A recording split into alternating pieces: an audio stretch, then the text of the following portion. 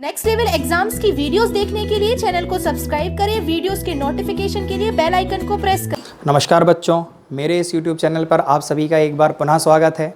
आज अपन class 12th की billion chapter की सेकंड क्लास पढ़ने जा रहे हैं। लेकिन यदि आपने पहले की क्लास ना पढ़ी हो तो आई टैब पर क्लिक करके पहले का वीडियो आप देख सकते हैं। आइए तो स्टार्ट करते हैं विलयनों का वर्गीकरण। विलयनों का वर्गीकरण दो आधार पर किया गया है। नंबर एक, विलेयता के आधार पर विलयनों का वर्गीकरण, classification of solution on the basis of solubility, और विलेय तथा विलायक की भौतिक अवस्था के आधार पर विलयनों का वर्गीकरण, classification of solution on the basis of physical state of solute and solvents. तो आइए प्रारंभ करते हैं। नंबर एक, विलेयता के आधार पर विलयनों का वर्गीकरण।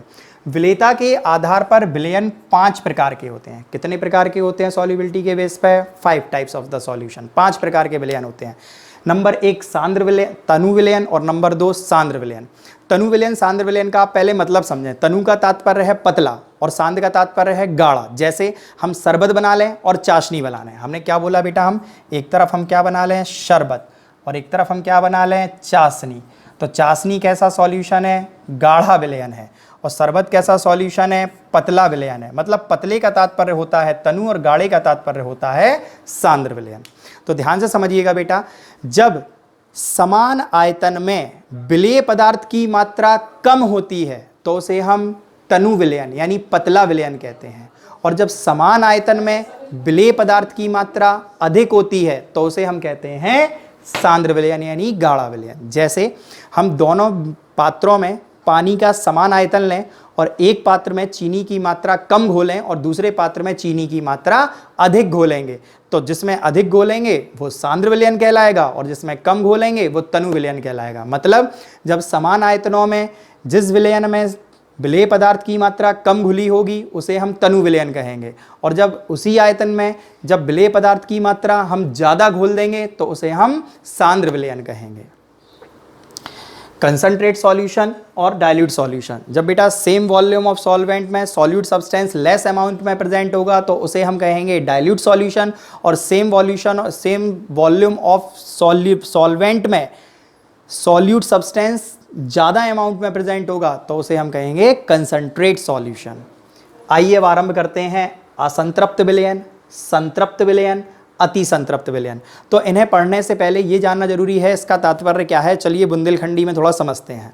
जब हम भूखे हैं और हम खाना खाना आरंभ कर रहे हैं यानी हम असंतृप्त हैं, भूखे हैं और हम खाना खाते जाएंगे, और खाना कब तक खाएंगे? जब तक हमारा पेट ना भर जाए, और जब हमारा पेट भर गया तो हम संतृप्त हो गए यानी पेट भरने की कंडीशन में संतृप्त हो गए।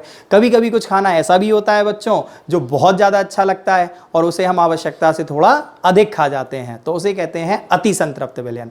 इसी प्रकार आप समझ सकते हैं इन्हें। अब संतृप्त विलयन, तो नंबर एक, जब विलेय पदार्थ विलायक में घुलता जाएगा तब वो कहलाएगा असंतृप्त विलयन। जैसे पानी लिया, चीनी घुलना आरंभ करी, तो जब तक चीनी घुल रही है तो वो विलयन असंतृप्त विलयन कहलाएगा। क्या कहलाएगा? असंतृप्त विलयन। जब विलेय पदार्थ विलायक में घुलना बंद हो जाएगा तो वो कहलाएगा संतृप्त विलयन। जब पानी लिया, चीनी घोली, बेटा जब तक वो घुलती जा रही है तो विलयन असंतृप्त कहलाएगा, और जब वो चीनी घुलना बंद हो जाएगी तो वो कहलाएगी संतृप्त विलयन। अब क्या है अति संतृप्त विलयन? तो अति संतृप्त विलयन का क्या तात्पर्य है कि जब विलेय पदार्थ विलायक में आवश्यकता से अधिक, या कह सकते हैं विलेयता से अधिक घुल जाता है। कैसे घुलेगा? आप एक काम कीजिए, जब चीनी घुलना बंद हो जाए पानी में तो आप उस पानी को थोड़ा सा गर्म कर दीजिए और चीनी और अधिक घुल जाएगी। तो अब क्या हुआ? चीनी कैसी घुल गई? विलेयता से अधिक यानी आवश्यकता से अधिक घुल गई। तो अब इसे हम कहेंगे अति संतृप्त विलयन। आइए एक बार फिर समझते हैं असंतृप्त विलयन। जब विलेय पदार्थ विलायक में घुलता जा रहा है तब वो विलयन असंतृप्त विलयन है। जब विलेय पदार्थ विलायक में घुलना बंद हो गया तो वो संतृप्त विलयन की श्रेणी में आएगा। और जब विलेय पदार्थ विलायक में आवश्यकता से अधिक, बेटा अर्थात विलेयता से अधिक घुल जाता है तो उसे हम कहते हैं अति संतृप्त विलयन।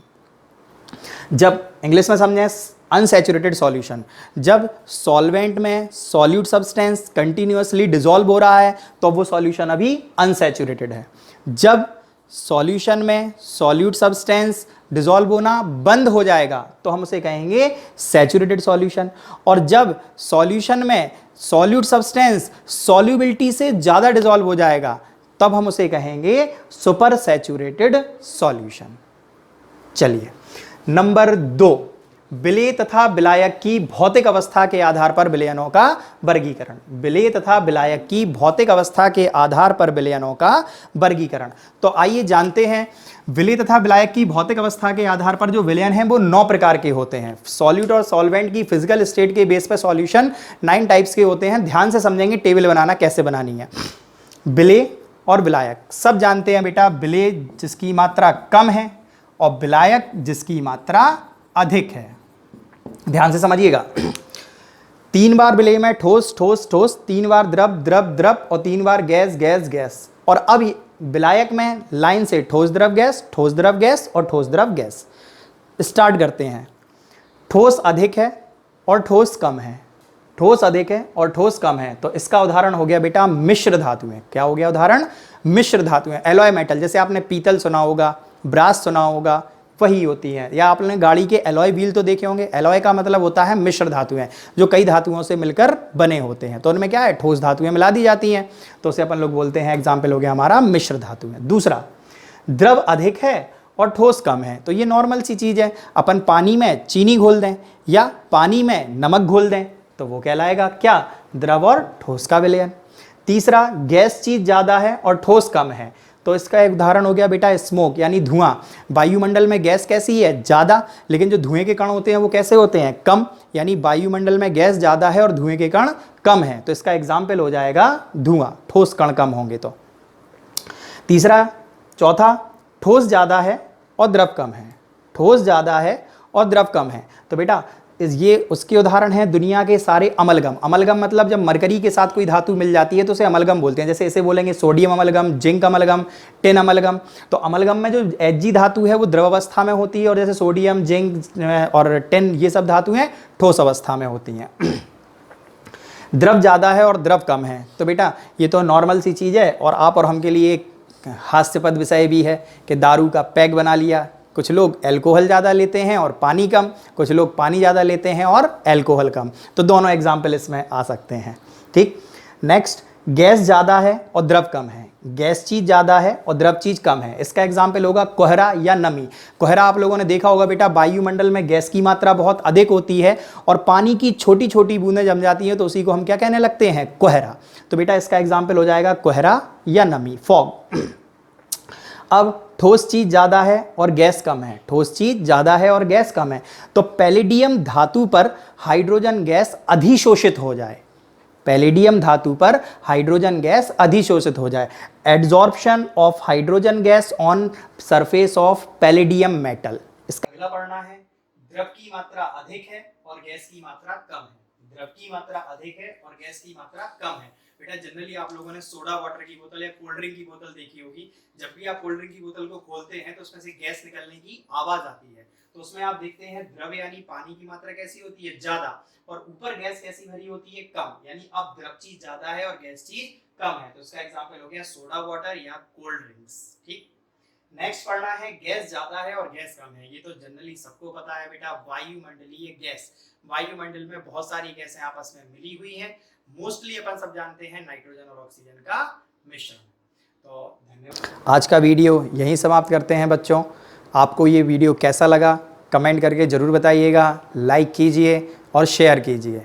आप लोग अधिक से अधिक कमेंट करें, और लाइक करने से हम लोगों को एप्रिशिएशन प्राप्त होता है, ताकि आगे आने वाले नेक्स्ट वीडियोस हम बहुत अच्छे से आप लोगों के लिए प्रिपेयर कर सकें। तो इस कोरोना के संकट में आप सभी बच्चे घर पर रहें, सुरक्षित रहें, इसके लिए हम तत्पर हैं और आपको घर पर वीडियो उपलब्ध करा रहे हों। जो लोग ये वीडियो पहली बार देख रहे हों वो तुरंत इसे सब्सक्राइब कर लें और बेल आइकन को ज़रूर प्रेस कर लें। धन्यवाद।